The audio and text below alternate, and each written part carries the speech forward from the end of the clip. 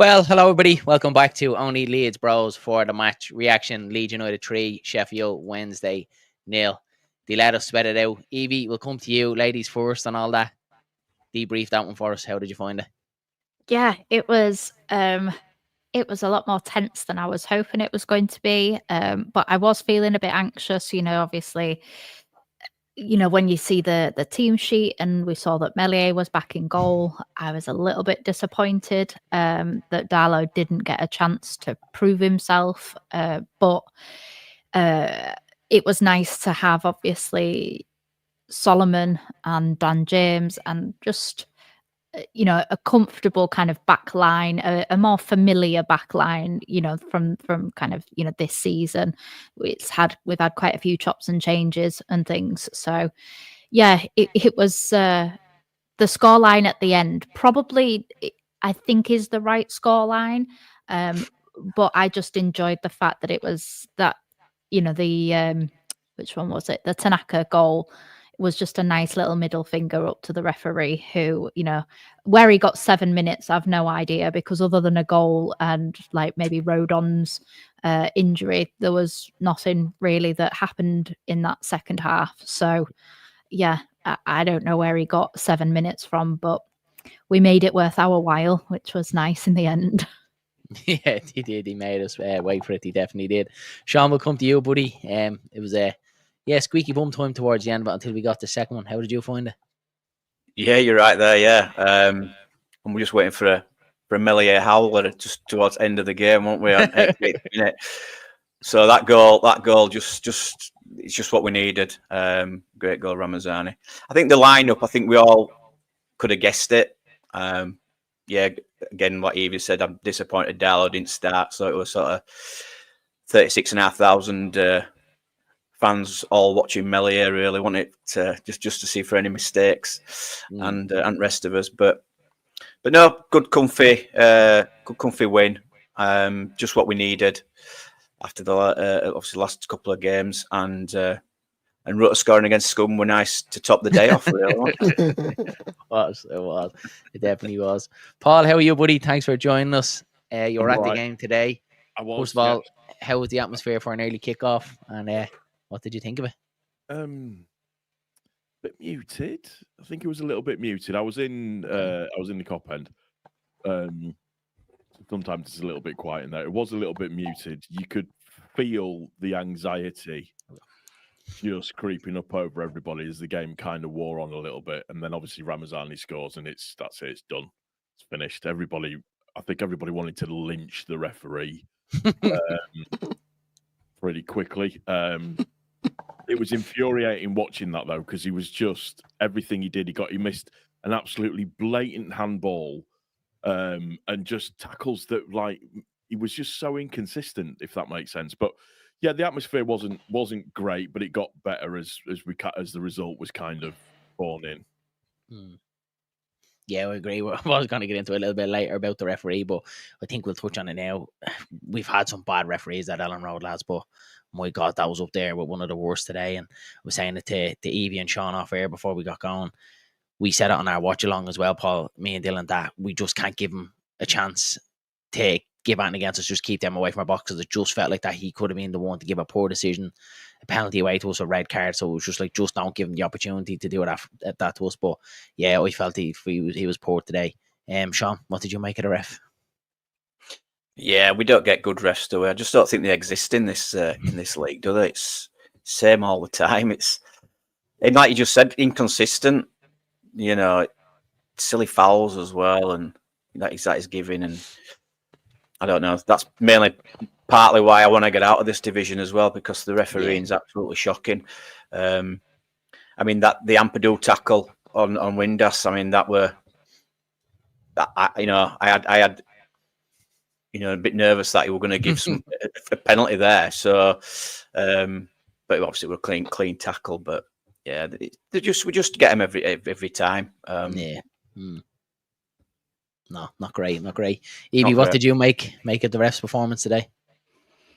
I thought it was awful. I thought it was absolutely terrible. And I think the refereeing standard we've come to appreciate is absolutely shocking throughout the football. I don't think it's even just a championship thing. I think, Premier League referees are incredibly lazy. They just wait for VAR to actually do their jobs for them nowadays. And, it's always fascinating when you see European games and you just think, why are they so much better than our referees? I don't understand it. But he was marginally better in the second half. But like when you start on the floor, it can only get up, So I do think that he was giving really soft decisions, but then wasn't giving the soft decisions the other way. Like, for instance, the shoulder badge on Aaronson, I think it was never a penalty. And I would be disappointed if that was given against us. But the level of soft fouls that were given against us throughout the game should have meant that that was a penalty by his own standards. But it wasn't. And I'm glad it wasn't given because it just isn't a penalty. But it was shocking how terrible. And the fact, like Paul, you mentioned about the handball, the ball blatantly changes direction in something that can only be kind of a handball situation. If it had hit his chest, the ball doesn't take that deviation. So it was obvious, even when you're looking from the other side of the pitch, that hit somewhere more than likely a hand or, upper arm type of thing. So yeah, there was some shocking decisions. And then there was the 5 minutes of madness where there was just multiple fouls, and it was quite exciting. Obviously not maybe when you're only, that would have been more exciting had we have already scored the second, but me and my husband were screaming and shouting at the telly because of the fact that I was like, are you blind? Like, and obviously I made a few references in Joe's chat about, I would check his pockets to see if there was any money in the back of him when he left the stadium. Brown envelope. Yeah, exactly. And it's not like that would be the first time it's happened against Leeds. But True.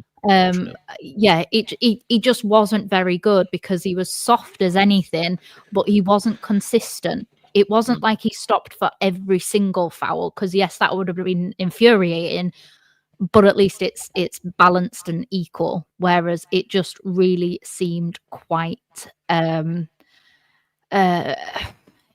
it did seem quite poised against Leeds and for Sheffield Wednesday. I'm hoping that was a coincidence, but obviously it doesn't help with the Leeds thinking of, it's a conspiracy theory against Leeds and this, that, and the other. Referees like him don't help their own kind of situation, really. Yeah, I totally agree. Just a nail on the head. Joby, we'll come to you. You just came in there at the tail end of that. We're just speaking about the referee today. Sum that one up for us. Interesting. Definitely made some choices. Not as many as we would have liked him to. He seemed like he was someone that was he was in that category of referees that doesn't want to be judged for making a bad decision. So that means not making a decision at all. But that is in itself a lot of bad decisions happening one after another, after another, after another. But yeah, I don't think it's going to get much better this season. So we need to play through it. It'll be fine. Yeah. To warn you, by the way, I'm here for like 5 to 10 minutes. Yeah, and I yeah. got to run off because things are nuts. But it'll be fine. Paul, I want to come to you and ask the question. Obviously, the big one today that we all had our eye on was whether Fark was going to back Elan Meslier. He did. You were in the ground, kind of hard to hear if you were watching from home. What sort of reception did he get? That first ball that came near him, was it all right? And then what did you make of his performance overall? He got a mixed reception, very, very mixed reception. It was very much, it was a 50-50. The ball at the start, whenever the ball came close to him, you could hear audibly everybody around me went like that. You could just sense it. You could tell that he was extremely nervous as well. You could just feel it from him. He held on to a shot really, really well. He made a good save in the second half where he palmed it down to the right-hand side. But in fairness, he didn't have to do much today. So the defense is just, our defense is just really, really good. So he didn't have to do very much today. But there was, who was it? Was it Tanaka or Rothwell that put him literally up Poop Creek without a paddle? because it was a ball that was played back to him, and he was instantly under pressure from one of the Wednesday players. There was also a couple of I think I kickouts. remember, yeah. They were kind of doing it to each other, though, Paul, weren't they? Because Melier was culprit of it as well, because he was putting Ampadu under pressure a good bit as well, like 5 yards past when he was being pressed. He was culpable of that as well. Joey, I am conscious that you're going to pop off. I know, obviously, you and Elan Melier. What did you make of it today? Right decision to back him? I know you were thinking Darlow before it. I wouldn't have made the choice that was made. But I would like to make the note to anyone that is particularly annoyed at Ilan Melier that Ilan Melier isn't the person picking himself. Melier is there because basically his boss has said, you're doing this week. So anyone that from this point onwards says everything that goes wrong is on Melier, not for me. I think it's more heading in Farke's direction as whether this goes right or wrong is to go on his record rather than Melier's, because he's the one that's decided to put him in the firing line. So if there's mistakes, they're going to happen from time to time.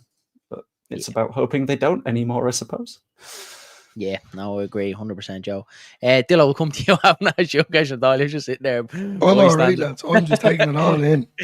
Listening to these very knowledgeable people. Dillo's just sat there going like this. Yeah.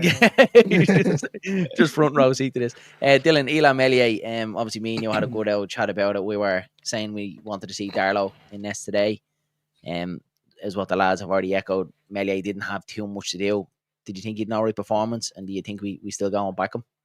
I think he made it look like he done a lot, but he didn't do a lot. Like he pulled off, as Paul said there, 2 saves. But saves you expect him to make them. It's his job, lads. I'm sorry. It is though. Like, look, at the end of the day, I just think at times there you were saying about Ampadu, he's putting Ampadu under a lot of pressure. I think his kicking was atrocious. But it's maybe, confidence coming around the corner over the next couple of games, hopefully. Hopefully he can, get over the slump. We have to back him, obviously, now. Because he did, because the first few minutes when we had the 2 corners coming in, Dylan, he didn't look very confident, didn't he? Again, the flapping was there again, wasn't it? There was one ball that did come in across, and it was a handball, and he was more interested in having the argument with the referee. But when it slowed it down and showed the replay again, he was just flapping. Just missed the ball completely. Went to go punch it, missed it. That's what I just, like you look at Darlow against Harrogate, a few times corners came in and he was catching them. Once or twice he did kind of pan it down, safe hands, and he picked it up and the game went on. Melier's not doing that, he's just punching it. He's hoping for the best, and then when he does punch it, you can see Road on Ampadu or even a strike when he was playing. They're all like running around like hellish chickens trying to pick up their man before the ball drops down to them, So, look, at the end of the day, we're going to have to back him now. It is what it is, but I'm not happy with him at the minute. I feel I went in there with an open mind going, well, just prove us all wrong. And he didn't. He didn't have a good performance today, I'm being honest. He made saves that were comfortable, and he was doing his flapping again. Evie, I want to come to you about Melier as well. Obviously, Farke has told us now, basically picking him today, that he is going to back him. Are you confident for the rest of the season that he hasn't got another howler in him? No, I'm not. And I hate sounding, I'm not a super reactionary fan, and I don't like being toxic or anything like that. But I do think that when you look at Burnley, when you look at Sheffield United, when you look at Leicester last year, when you look at Southampton from last year, their goalkeepers kept them in so many games. I mean, just look at James Trafford on Friday, 2 penalty saves. Melier, I think, has saved 1, but that ball still ended up in the back of the net. Joe, straight in. Go ahead, Joe. A thing that really bugs me about penalty saves and people using that as a metric for good or bad goalkeeper, because James Trafford, genuinely very good keeper. But a lot of people are saying, look, he saved 2 penalties. Why can't Melier do that? A lot of saving a penalty is you guess right. And you're... Oh, no, I 100% get that, but he's never guessed right. Yeah, I mean, this isn't at me some saying. point, you would hope that there is a possibility that he guesses right, kind of Yeah, thing. this It's just he just isn't confident and competent in what we need him to do anymore. And I still have faith in him as a player. I still think he has the chance to improve and develop somewhere else. But I don't think he has any further chance to grow and develop at Leeds United. I think he should leave England. I think he should go somewhere else. And he's still young. He's played a hell of a lot of games. Obviously, he's played 200 games for Leeds United alone. So he has still got plenty of time to improve. But we don't have the time to let him improve. And because he's been the first choice for almost 200 games, he's not going to go back to being second fiddle at his age. Like, now is the age where he starts to push for first place, whereas he's actually been overdeveloped at probably a too young age, and that's negligence on the club's behalf. But I just don't think that we can trust him. And unfortunately, over the last, even let's take the Premier League out of it, because I think that we as a It's gone. You're gone, Evie. Yeah, Mike's gone. Your mic's gone. That was my sound there for a minute. Is everyone else still there? Everyone else, But all right. everyone else. So quiet. You're back, Evie. Technology has decided that Joby threats of exiling is somehow Melier just- after hacking you, Evie, and knocking you off. Sean, No we'll come to slander you in and here. we'll wait for it. We'll wait for it. No, not yet, Evie. Unplug it and plug it back in again. The best thing to do. Sean, we'll come to you. Elan Melier today. yeah, He's being whacked. Are you happy with it?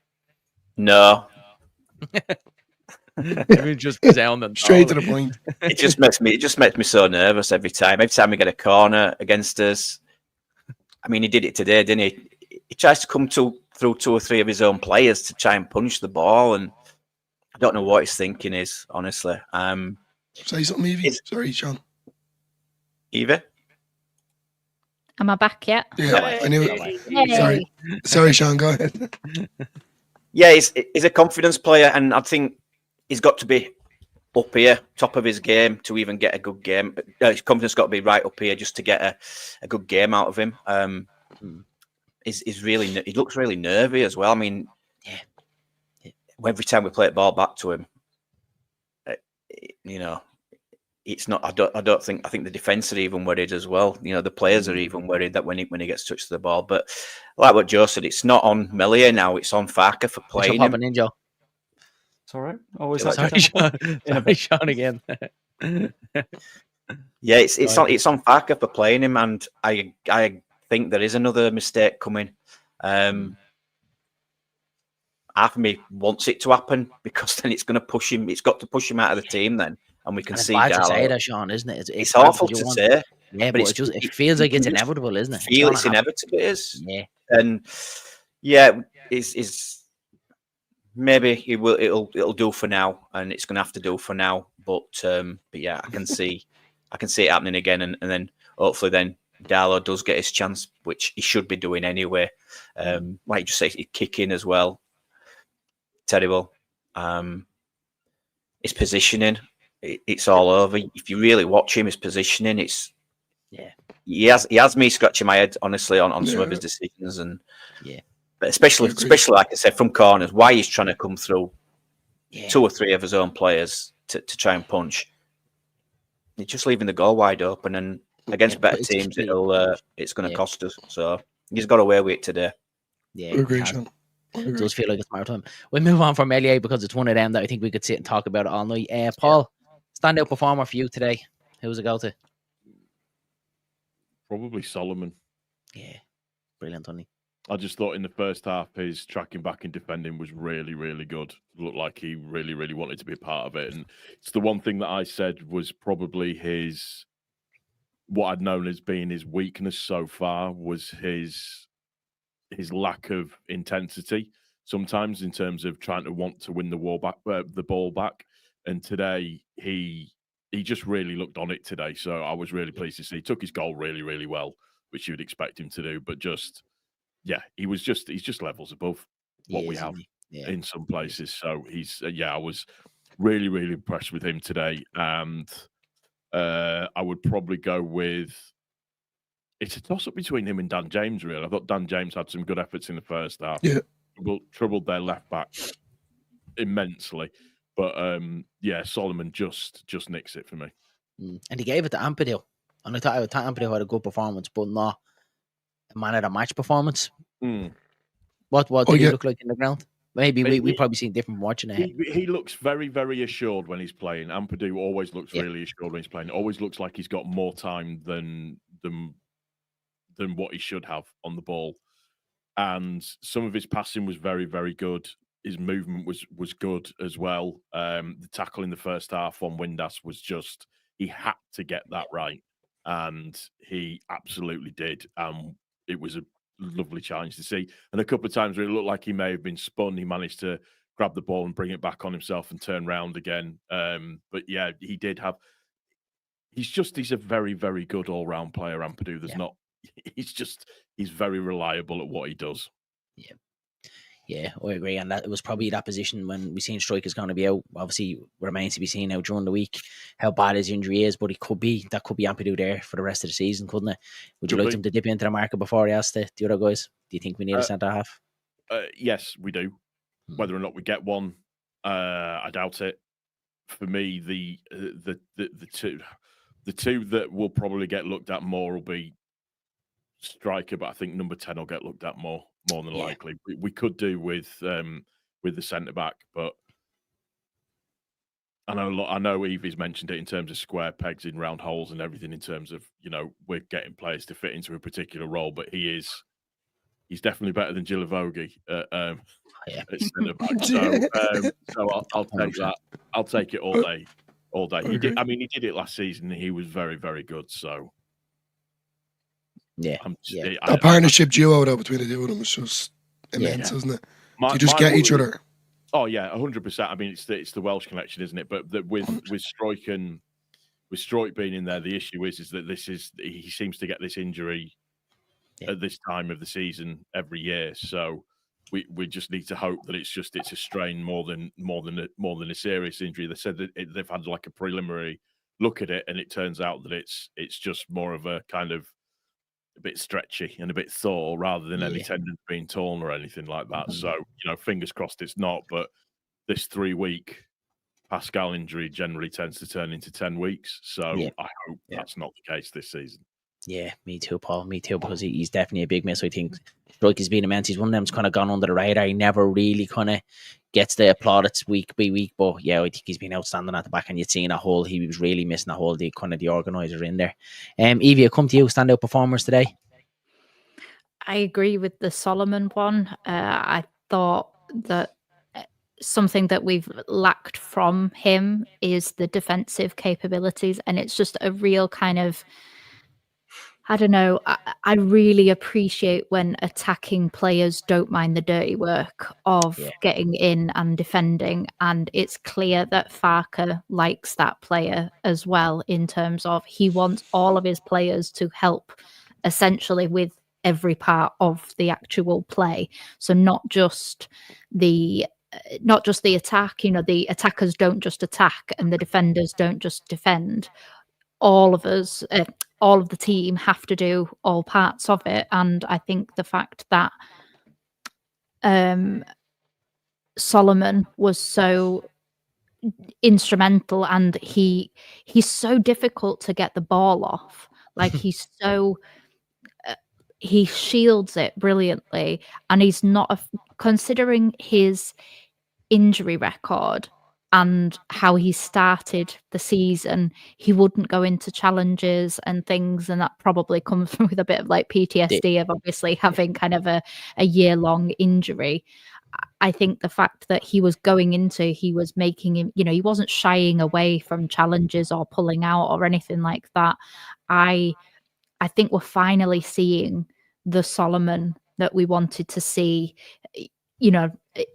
not at the beginning, because we did actually see him in the beginning, but obviously he got injured in August or beginning of September.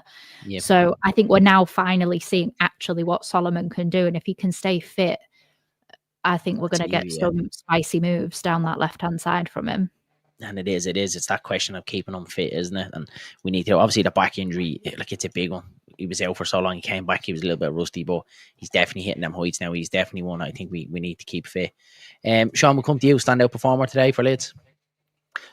I think Rampado for me. Yeah, looked solid, especially like that tackle on Windass. Yeah, it was outstanding, wasn't it? I do think I still prefer him in the midfield, but I think Daniel Farke does like the Tanaka Rothwell. So playing him in the defence, it's getting his captain playing, basically, isn't it? Whether it'd be right back or centre back.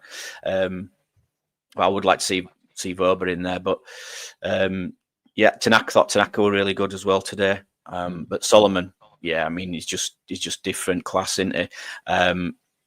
And like you've said, if we can keep him fit till end of the season, and it gets, helps us get promoted, then I'd push the button on getting him in. I think it's been run like 10 million, hasn't it? Be a no-brainer for me that I'd definitely get him in. He seems to like it here, and he's playing good. He's playing well, and he's not played a lot of football, has he? Obviously last season, and that with his injuries and things like that. So yeah, like I say, keep fit. And I think we've got best to come from him, especially on that left hand side. Yeah. And I think we've seen maybe he can do it in the 10 as well. But I'd be reluctant to take him out off that left. I think he's so good out there. And maybe try a different option in the 10.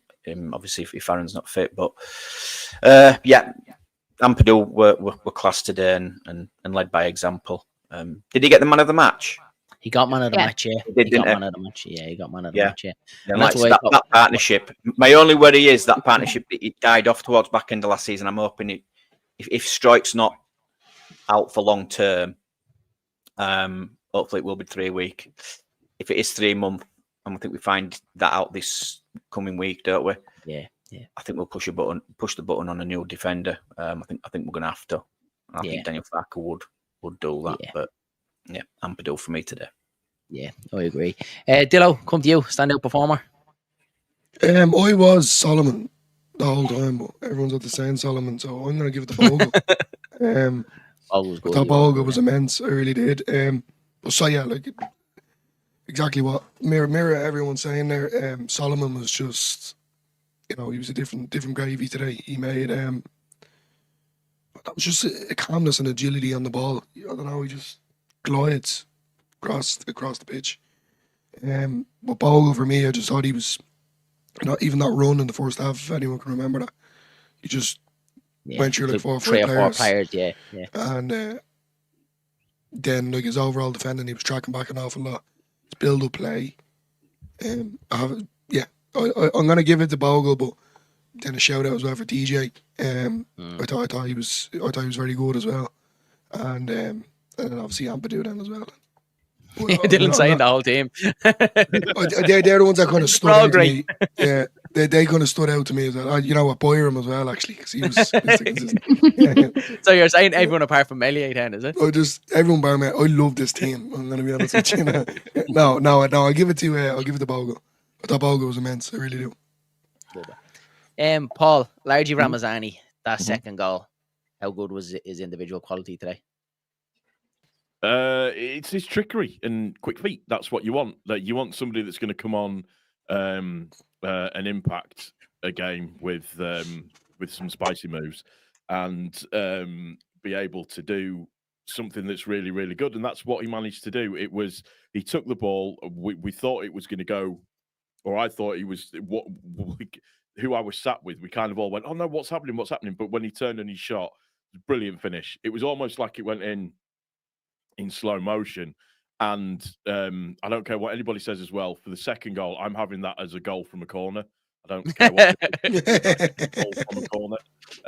Joseph headed the ball out beautifully to Ramazani. Ramazani volleyed it, and then Tanaka puts the ball away. So it was just, he was great when he came on. What you want is like I said, is you want your substitutes to impact the game. You want them to make a difference when they come on, and he did for me.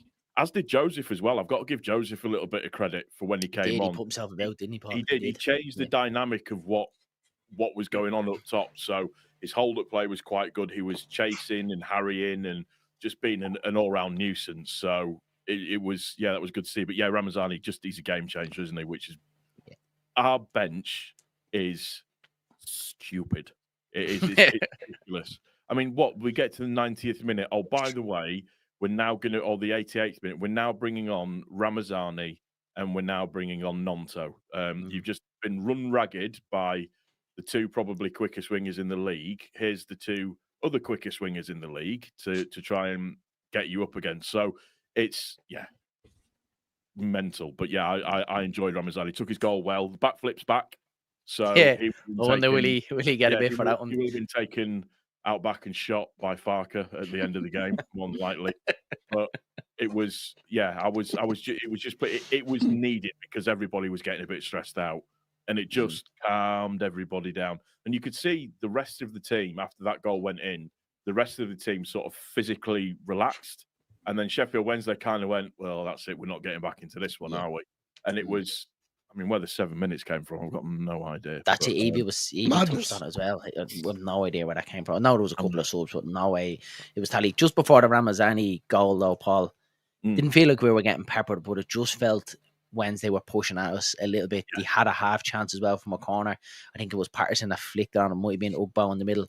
Just ran past the post, and then we end up going up the other end and score. What was it like in Ellen Road at that time when it was 1-0?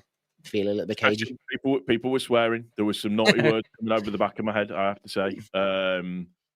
It was. I mean, I wasn't bothered when Ugbo came on.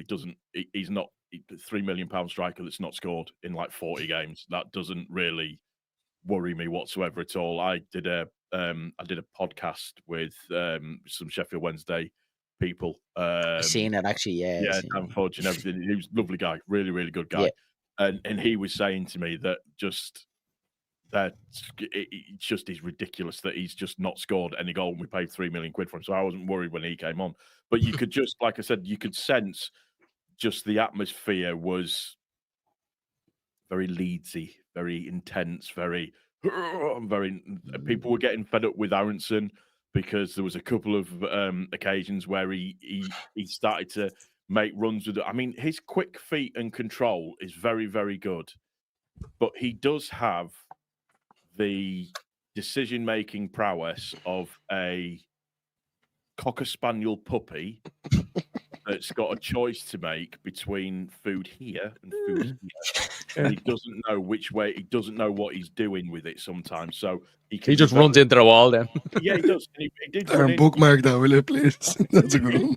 He did run into players 2 or 3 times, and there was a couple of occasions where he could have put the ball off to James. He could have put it off to Bogle, or on the left-hand side, he could have played it through Byram or through to Solomon.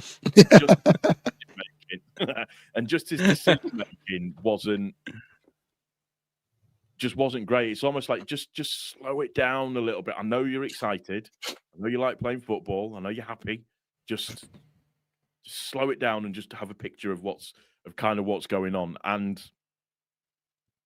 you could and that was starting to pee people off a little bit as well in the ground. But just before the goal, you could just as Wednesday were getting on top, you could just feel it. You could just feel the annoyance. And hey, listen, I have to give the Wednesday fans some credit because they didn't stop singing throughout the entire game. They I think there was a lot more in terms of, rather than what was going on the pitch, a lot of what they were going on about was what's going on off the pitch with them at the moment as well. Yeah. So obviously the issues with their owners and all of that kind of stuff. So it was tense, but we got there. Yeah. Evie, I was going to come to you about Aaronson. What did you make of his performance today? He did so much well, and then just was infuriating. You know how he actually reminds me of Dan James from a couple of seasons ago in terms of very energetic, very hardworking, wants to do, well for the team.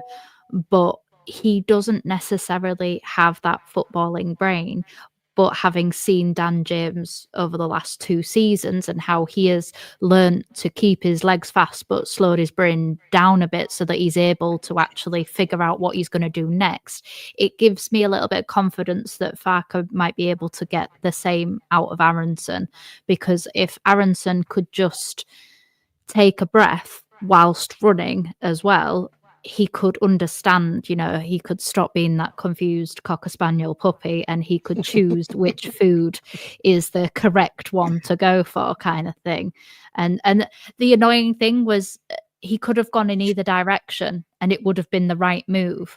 What he did was hold on, and then we lost possession. And because the referee was so soft when it came to not giving Leeds soft fouls, it meant that he didn't get those fouls. So it was just pointless. He just lost the possession, which that gets really frustrating. It was the same as Joseph overcomplicating things in the Harrogate game. Sometimes people want so desperately to impress and to do good that they end up infuriating people. And then obviously, because of the fact that he was one of the lone rats last year, he doesn't have the same amount of leeway with people. People get frustrated with him easier because of the fact that he did leave and he wasn't here last season. Whereas if Dan James does something stupid, people forgive him because of the fact that he's never caused Leeds the slightest bit of fuss. So if Aaronson can just slow down his decision making and allow himself to just see that next step instead of just being in the here and now, if he can just allow himself to think, right, I've got Solomon going past me that way, I've got Dan James going past me, I've got Rothwell there, let me just lay it off to somebody. I can feel the Sheffield Wednesday player breathing down the back of my neck. Let me just, let's make that pass quicker. Then I genuinely think that he will be fine for us. But I also think that we need another number 10, because when he does go off the boil, which every player has time, but if any of our wingers go off the boil, we've got more, suitable wingers to come on. He's the only player, as well as obviously if you put Rodon in that same kind of bracket, that we don't really have a suitable replacement for if they go off the boil or get injured. I just think that we need competition, and that's not saying that we need to get rid of him. That's just saying, in order to get the best out of him, we need to have somebody chomping at the bit. Yeah, because we don't know what Rotor did we last season. When he came we off, don't he know what looked Rotor last season was exhausted. brilliant. And then second half, we just, I know we had the hernia surgery as well, but we done it in the Premier League with Aaronson as well. Brilliant first half of the season. The second half, he went off the ball, and we can't afford that at all. We can't afford him to not be playing well, can't we? Not the problem was Rutter played better with the hernia than after the operation. True. Sean, I'm going to come to you, buddy. One of your guys. What did you think of Joel Piroe today? My main man. I thought he was all right. He did all right. Linked the play up nicely a few times. Thought he worked hard. All right. Dillo. Yep, there we go, Dillo. He just didn't get a chance, did he? That we didn't give him any chances. So and it's one of those, and if he doesn't score, then it makes it, then it looks like he didn't do anything. But if you do actually watch him, he does work hard. He does work hard off the ball. But again, he did all right. No issues. I'm never going to say all bad about him anyway. Yeah, I thought he might have got a little something out. Do you start him against Norwich? Yeah, definitely. Yeah. Anyone want a counterpoint? Evie? I thought Joseph should have started today, if I'm being honest. You did, Dillo. You did say. You let me down, Dillo. I actually thought he would. I just think. I thought he might have as well, because Piroe with the muscle injury, I thought he might have went with Joseph today. There was that as well, but Joseph did start against Sheffield Wednesday in the last round, didn't he? The last time. Yeah, he started last and I thought that. I think that's when I seen Bogle really kind of play to his full on strengths. He is my Valentine, yeah, correct. And then Joseph as well, I thought, in that first game, big Sheffield Wednesday. Thought he was immense as well. Thinking back to that game. Oh, that was the one with your man came through the Horden, wasn't it, with the pie? yeah. Yeah. So, yeah, I thought he would have started today, to be honest with you. And as well, because of Piroe's muscle injury. But he done all right. I agree with Sean. He didn't do anything unbelievable, but he didn't do anything great either. You know, it kind of just standard. I give him It's like if he doesn't score, we fail to see what else he gives, isn't it? It's like he just goes missing if he doesn't score any goals. That's kind of the vibe we get from Piroe. But he's 15 G&A, 10 goals, 5 assists. He has to be starting now, lads. But I thought Joseph, he did. He came on and he played well. So it's good to see Joseph starting to come back on the ball, because there was a couple of games he was coming on as a sub. He just wasn't up to it at all, wasn't he? He wasn't impacting the game whatsoever. So it's nice to see him. It's nice to see him doing that. Paul, what did you think of Piroe today?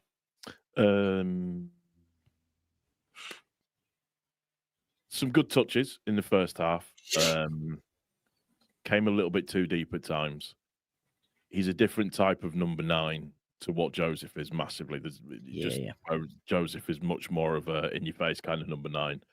Piroe's more almost a false 9, but not quite. He tries to sweep up a little bit in the box, but I thought he was okay. I thought he was fine. I thought he fitted the system absolutely fine. Like I said, at the time when Joseph came on, I thought Joseph did what he needed to do in terms of what was needed at that time when the substitution was made, just to be a nuisance and just to try and batter about the centre defenders a little bit more, holding the ball up a little bit more. So, yeah, he was okay. He wasn't anything spectacular, but he was absolutely fine. Yeah, I agree. I thought he was okay. And like I said, I think we have to be starting him now. We just give him the ball, he'll score goals. Just before we wrap up, lads, I want to touch on the January window, because I'm eager to see what everyone's thoughts is, because last week after... Before we get into that, Darren, can I just want to bring a question to everyone here. Lads, what did you think, whoever wants to go first, I don't really mind, about Gnonto? Like, what would you rate him, or what do you think his performance? Everyone. When he came on, he was okay. He was involved in the goal for Ramazani. Sent Bogle down the right. He did all right. He looked like he wanted to be there. He looked more involved than I have in terms of just his interaction with the players. He looked a little bit more like he gave a crap this time compared to what he has done recently. But he's another one that potentially his time's coming to an end at Ellen Road, I think. Maybe. It feels like that, Paul, doesn't it? It feels like one foot out the door, isn't it? Yeah. And I was talking to Connor from OnlyLeeds, and he was saying when the players were doing their lap of honour, Gnonto was heading towards the dressing room, and it was a staff member kind of came, gave him the coat, and kind of guided him back around to kind of come back out onto the pitch. I didn't see it myself. Did you see that? Do you think that leading into something? I'd left by that point, but he looked involved. He was smiling with the other players that were on the pitch as well. He didn't look like an individual in a team.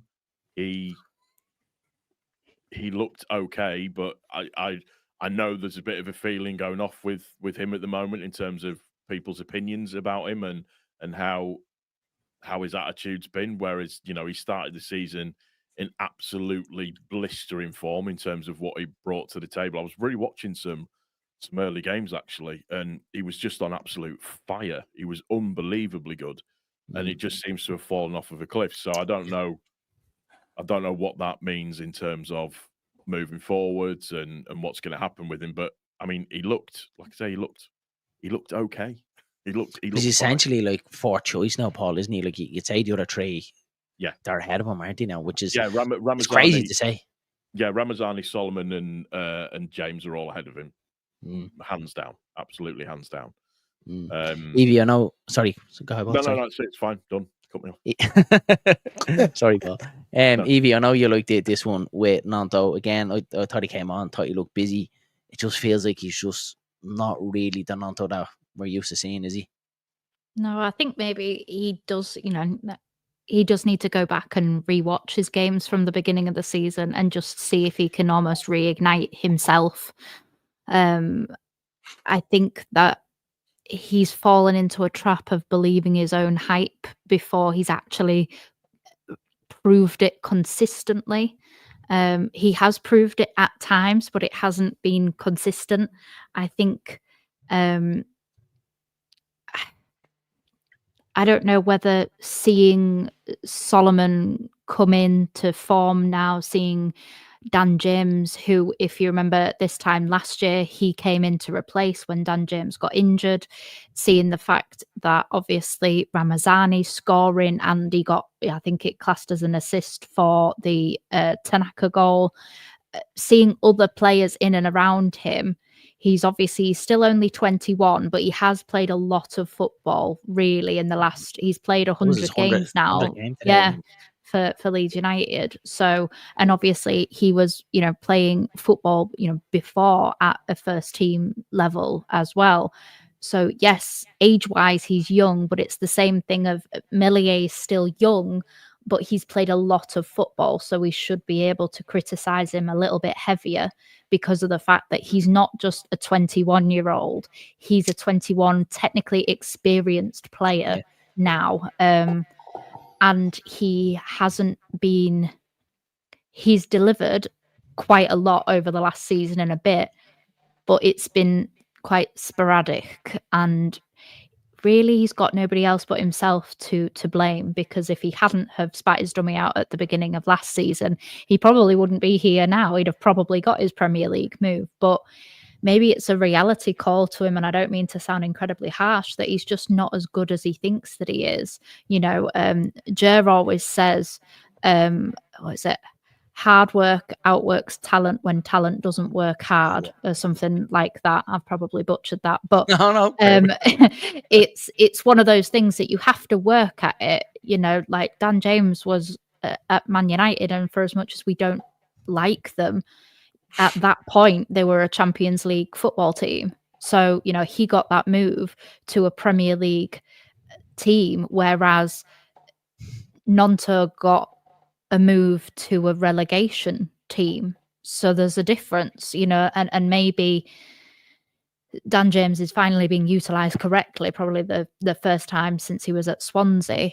But Gnonto hasn't earned that right to just think he deserves a first, team start. Dan James has had to work his socks off, be moved from pillar to post, get relegated in order to be played in his actual position. So it doesn't just get handed to you on a plate. Sometimes you have to be that square peg in a round hole. And I really hope that Gnonto does prove himself. But I don't know whether he will. And that's my concern. Is I don't know. I would like to give him a start, maybe midweek, to see if he can do something, give him that opportunity, protect Dan James as well. We've got the wingers. Let's use them. Let's rotate. Let's do that, because it is a position that we do have covering. So let's make sure that we're not just relying on the exact same two wingers, both of whom were out at the exact same time earlier on this season. So they have had injury issues, obviously Solomon a lot more than James, but James was, has been injured a fair amount of time over the last 2 seasons. So I don't want that to happen again. So let's give Gnonto a try and see if we can give him that confidence back, so that, because that's just good. Yeah, good for Leeds. We need everybody to pull up their trousers and, put their big boy pants on and start scoring goals. I agree. Love it. That was going to be my question to Sean Evie when you were saying give him a start during the week. Adrian Kearney has it here as well. What about Wednesday against Norwich? Do we make any changes to the team, Sean? Would you personally make any changes? I personally would like to see Ramazani starting. Yeah, might be. Who comes out? I'd like to see him in the. I'd like to see him in the 10. Aaronson. I really would. I think he's great on the turn. Great feet, really quick. Good tricky player. They all move central anyway. They're playing them central positions. Gnonto, I'm not too sure. I don't know if he deserves a start. I personally just would maybe just give Aaronson the rest. Thought he was poor today, Aaronson, and I would bring Ramazani in. Whether we play Solomon in the 10 and put Ramazani out on the left, that's the only change I would make for Norwich. That's it. But with Willie Gnonto, I'm still trying to figure out what's his best position. I think we all are, Sean. Yeah. Is We it? all are. Is I just don't know. I'd like to see him more up top, but only with a strike partner, as if we played it with a 2. But I don't know. I don't know what his best position is at the minute with Willie Gnonto, and that's why I don't think he deserves a start against Norwich. Yeah, I'm the same. I think he needs to do more coming off the bench, doesn't he? Dillo, you make any changes for midweek? Yeah, I like the Ramzani. 100% I think Ramzani. But then, like, Solomon has been playing unbelievable as well. So I'm kind of spoiled for choice. So is DJ. I can't drop DJ, me personally. You wouldn't like to be fired when you're not No, trying to make them no. decisions. Would you bring Fairpo back in? Obviously, Boyram started today. I kind of thought he might have probably got the hour, maybe to the 17-minute mark. We would have seen Fairpo coming on. It didn't happen. Anyone else surprised with that we didn't see Fairpo coming on for Boyram? I forgot about Fairpo, to be honest. Yeah. Barham's fine, isn't he, on that left? But Yeah, we know he just Mr. Consistent, and he is. Yeah. Is he If- fully fit? Yeah. Yeah, if Fairpo's fit enough, then technically he should start. But the other thing as well is we don't know what's going on in the background with Fairpo as he started his conversations with new teams yet, because he's to speak to other teams as well. So if he is, then the likelihood of him being in the squad is practically nil, isn't it? So yeah, I agree. Before we wrap it up, lads, I want to get everyone's thought. Obviously, it is the January window. There's been a lot of conversation this week, especially with the strike injury. Evie, I'll come to you. Should Leeds push the button? Should we get something done? Are you happy with what we have? I was saying on Joe's channel earlier, obviously I would love an actual just number 9 that can encapsulate both Piroe and Joseph as but the likelihood of being able to get somebody like that in the Championship, because if they can do both of what Piroe can do and Joseph can do, they're not a Championship player, they're a Premier League player, or they're, like Bundesliga or La Liga, or, they're just not at our kind of level. I also said about the fact that nobody take this out of context, because I do want a 9, but do we need one? Like, we've got goals from midfield. I know it's quite shocking, and it's new to us from the last few seasons. We haven't had any, but like Tanaka's scored twice in the last 3 games. So Ramazani as well. If you come back in, Ramazani, yeah, exactly. You've got goals from Bogle. You've got Dan James. You've got Ramazani. You've got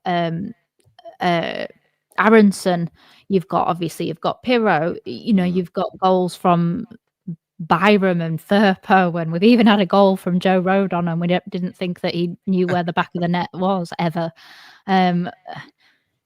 We've scored the most goals in the league, and that is with a fluctuating number 9, and with a number 9 that sometimes isn't, is kind of non-existent. Like Piroe, we won 3-0 and our striker didn't score or assist. So I want one, and I think we would be stupid not to get one. Yeah. But I think if you are going to give me the option right now of number 10 or number 9, I think we go 10, because we wanted a 10 desperately in the summer. I do think that we do need a number 9, because we shouldn't still be having a conversation about Bamford. He's just unreliable, and you could have the most technically skilled player in the world, but if you're only available for 20% of the season, what's the point? Availability is almost as important as skill. And our promotion, hundreds of millions ride on what we do in the next 19 games. It's not a laughing business, because of the fact that we'll have to get rid. Tanaka's gone, Ampadu may be gone. It would be a completely different season if we are in the Championship next season. And I don't like being a panicker, a negative. I don't like being any of that. Give me the positive side of everything, but I'm also realistic, and it won't be this fun next year. So let's just risk it. Just go get what we need to get that that tick, to get automatic. Don't gamble, Levy, isn't it? Just don't No, gamble. exactly. Yeah. Don't gamble, but right now gamble because we need players. So like put all your money on getting a load of players in, and Get over here. yeah, another one other thing. Obviously, we're top of the table, 3 points away from Burnley, but we've still got Burnley and Sheffield and Sunderland all to play. It's a completely different situation than we were in last year. We got our games done before February of both Ipswich and Leicester. Yeah. We've still got it all in our hand, and if we can get those games, we're in the driving seat. And that's something that we didn't have last year. But I don't want them to sit back and think, oh, well, we're doing better than we were last year. We don't need to do anything.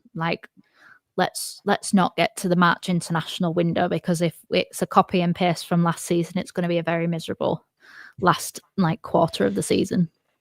I agree. Paul, we come to you. If there was one you could get in the door, where would it be? Wendy. Yeah, 10. He's being dangled. I don't care what anybody says. He is being dangled in front of us like a carrot, and we are the donkeys. And it's whether or not we can be smart enough to march towards him and just go and get him. I know he said that he doesn't want to come down to the Championship, or it's been said that he doesn't want to come down. But now the manager's come out and said that it might be better for him to go. The manager, to go and get some game time somewhere else. They've already brought in another attacking number 10. He isn't going to get the game time that he wants at Aston Villa. I think the only other teams that are interested in him currently are teams in Europe. So whether or not that's an option that he wants to go to, we don't know. But yeah, just go and do it. Is just go and get him. So just go and get Wendy, bring him in. The buzz that would give everybody, not only the fans but the players as well. The buzz that would give everybody is absolutely incredible. And then back up to that, we just need a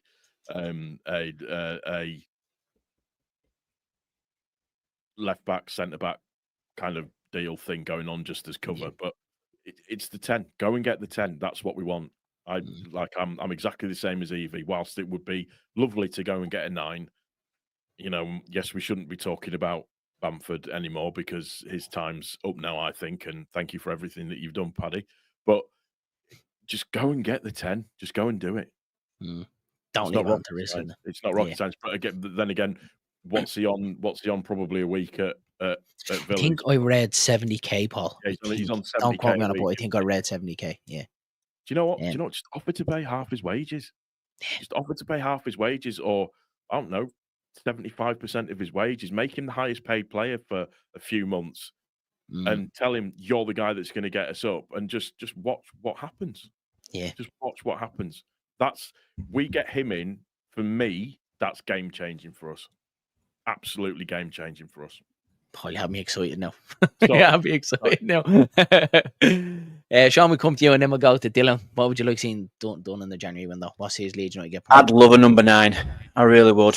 It's mad the difference, isn't it? Some people are saying 10, some people are 9, centre. Because I think we've got players who can play in the 10, but I agree with Paul as well. I'd love Buendia. And if it were to happen, I think the longer the transfer window goes on, more towards the back end, there's a chance that we could get it over the line. There's going to come a point where he himself as a player is going to have to push the button on where he does go, because he's not getting minutes, obviously, and he's been told he can leave. So that's an interesting to keep an eye on, is Buendia. But for me, I think we need a number 9. If anything were to happen to Piroe, we'd be so light. We've only got Joseph to rely on. I'm not even bringing Bamford into the equation.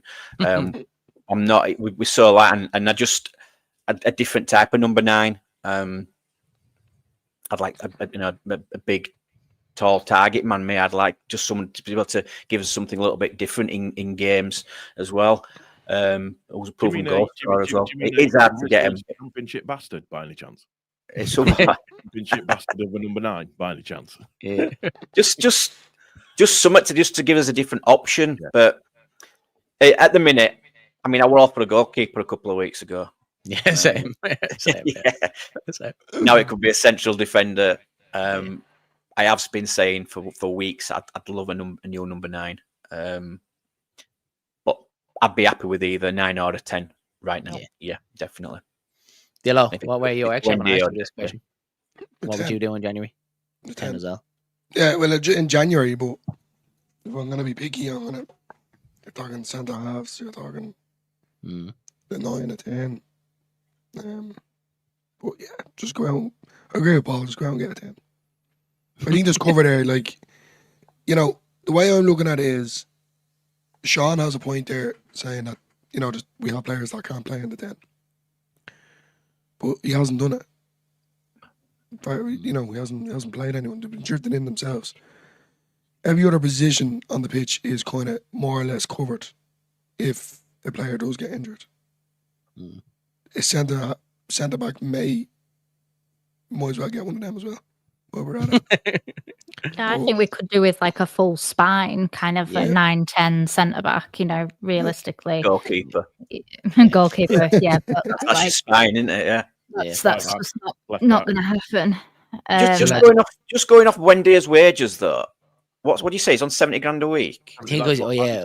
What's that about 1.5 for the rest of the season? That'd be a lot like 1.5 million or something like that. Yeah.